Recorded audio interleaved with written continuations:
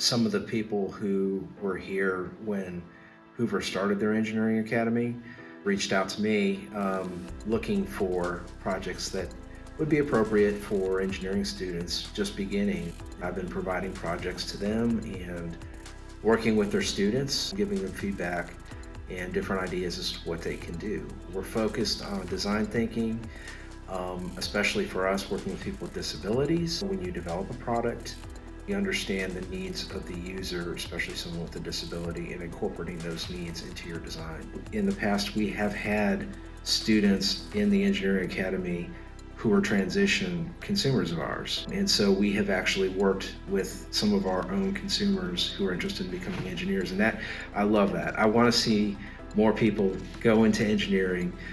I think it's a great job for students with disabilities if it's something that they're interested in. Every year I'm really impressed. I'm impressed especially by the wheelchair leveler. That is a hard project.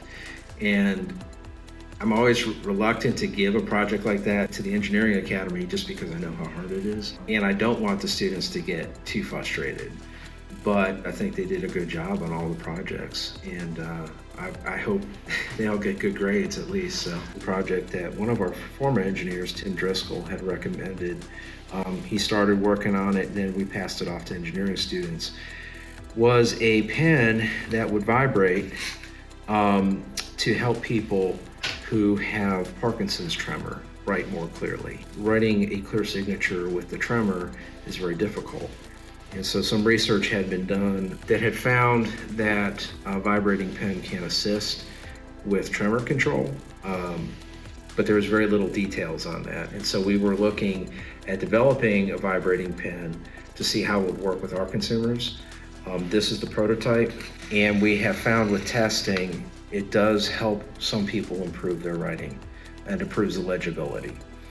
So this was last year's project, and that is what the Engineering Academy is being honored for. And the students this year, one of the groups is working on improving this and adding some additional functionality so that we can test the variability, how much vibration is needed, a little bit, kind of a medium amount, or a lot of vibration. It looks really nice, 3D printed.